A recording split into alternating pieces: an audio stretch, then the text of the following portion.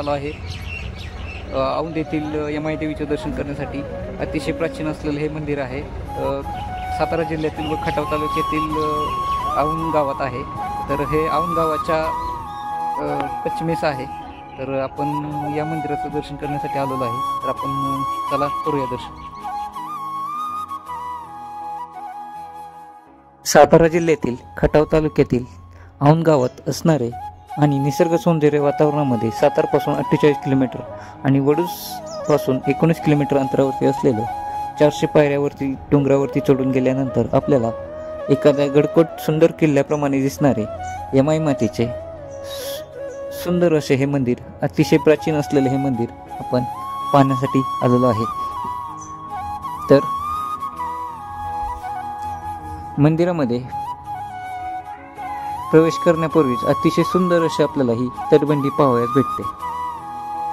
तर हे पाहू शकता आपण, अतिशय सुंदर अशी तटबंदी। प्रवेशद्वारातून प्रवेश करताच आपल्याला यमाई मातेच्या मंदिराचे चालुक्य काळामध्ये चे बांधणे असलेले हेमाडपंथी मंदिर हे आपल्या नजरेस पडते। तसेच प्रवेश करतानाच आपल्याला दत्तगुरूंचे छोटेसे पण प्रत्यक्षात दत्तगुरूंची मूर्ती नसणारे 3 शिवलिंगे किंवा शिवपिंड असणारे हे मंदिर आपल्या नजरेस पडते। तसेच आपल्याला मंदिरावरती अनेक देवदेवतांची चित्रे देखील पाहावयास भेटतात। तसेच तटबंदी देखील पाहायला भेटते। छत्रपती शिवाजी महाराजांचे आजोबा म्हणजेच मालोजीराजे भोसले यांनी या मंदिराची तटबंदी बांधलेल्याचा उल्लेख आढळतो। मंदिराच्या प्रदक्षिणा मार्गावरती आपल्याला मंदिराच्या मागील बाजूस आपल्याला सुंदर असं कासवाचे एक शिल्प देखील पाहायला भेटते। या मंदिराचा अनेक शासकांशी संबंध आलेला आहे। यादव, जगदाळे, गुरव घराण्याशी अशा अनेक शासकांशी या मंदिराचा संबंध आलेला आढळतो। मंदिरामध्ये प्रवेश करताच आपल्याला 2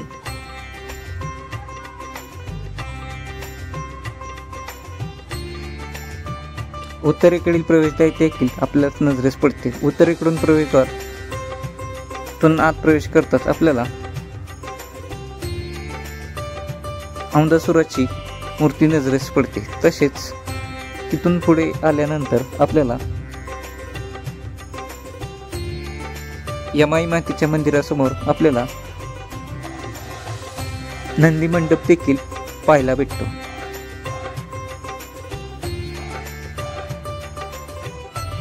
शिव आणि पार्वती आणि शिवशक्ती स्वरूपिणी म्हणून यमाई देवीस पूजले जाते। म्हणूनच यमाई मातेच्या मंदिरासमोर नंदी देखील आहे।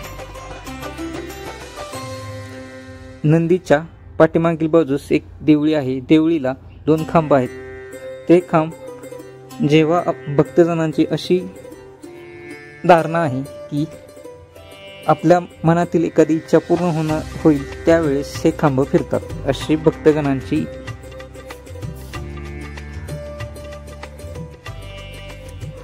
चला तर पुढे आता आपण नंदीचे दर्शन करून यमाई मातेच्या दर्शनासाठी मंदिरामध्ये प्रवेश करूया।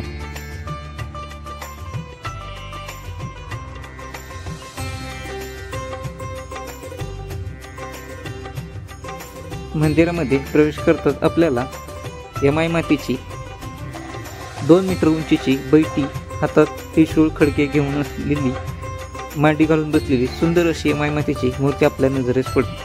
तर मित्रांनो, यमाई माता या ठिकाणी कशी आली तर त्याबद्दल एक आख्यायिका सांगितली जाते।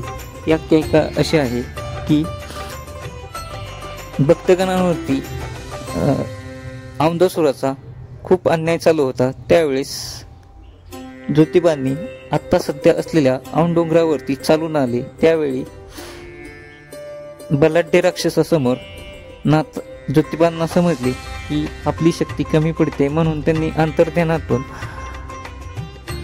आदिमाया शक्ती स्वरूपीने म्हणजेच ये माई या नावाने देवीस अंतर्मुखाने आवाज दिला आणि यमाई माता या ठिकाणी प्रगट झाली आणि औंधासुराचा वध केला आणि औंधासुराने देखील एक मागणी मागितली की मला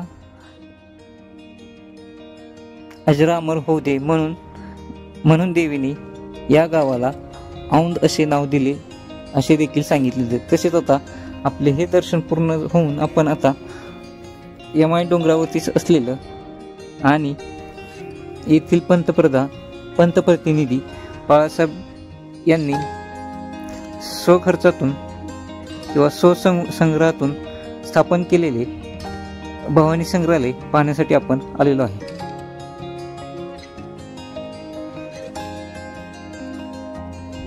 भवानी संग्रहालयामध्ये हस्तिदंत पासून बनवलेल्या अनेक कलाकुसर, चंदनापासून देखील अनेक बनवलेल्या कलाकुसर, रामायणातील अनेक प्रसंग या ठिकाणी आपल्याला पाहायला भेटतात. तसेच या ठिकाणी अनेक विरगळींचे संवर्धन देखील आपल्याला केलेले पाहायला भेटते.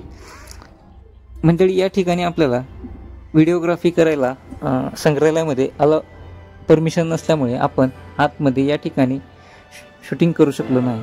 तर आता आपण गावातील तळ्याशेजारी असणारे मोकळाई देवीचे मंदिर पाहण्यासाठी आले. मोकळाई देवी म्हणजे जेव्हा औंधासुराचा यमाई मातेने वध केला त्यावेळेस देवीने केस मोकळे सोडून या तळ्यामध्ये स्नान केले. तेव्हापासून या देवीला मोकळाई देवी म्हणून ओळखले जाते. अशा प्रकारे आपण गावात असणारे म्हणजेच औंधमध्ये असणारे यमाई मातेचे नवीन मंदिर पाहण्यासाठी आलोय. हे मंदिर औंधचे भगवान पंतप्रतिनिधी यांनी बांधलेल्याचा उल्लेख आढळतो. त्या काळी त्यांनी हे मंदिर 65,000 रुपये खर्च करून बांधलेल्याचा उल्लेख आढळतो. तसेच मंदिर प्रवेश करण्यापूर्वी आपल्याला औंधासुराचे छोटेसे मंदिर पाहायला भेटते आणि महाराष्ट्रातील तसेच सर्वात उंच असणारे दीपमाळ या ठिकाणी आपल्याला पाहायला भेटते.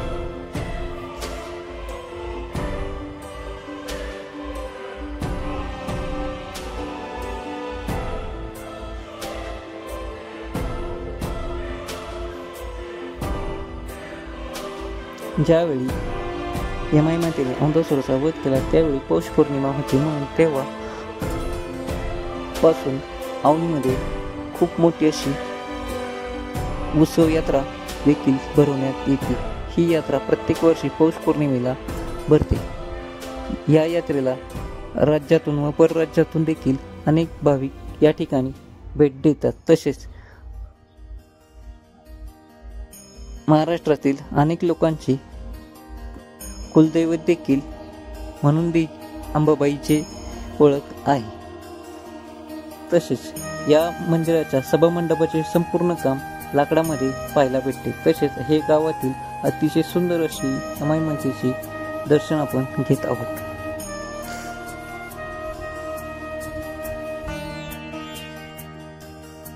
आमचे पंतप्रतिनिधी बाळासाहेब यांनी रेखाटलेली तैलचित्र देखील या मंदिरामध्ये लावण्यात आलेली आहे.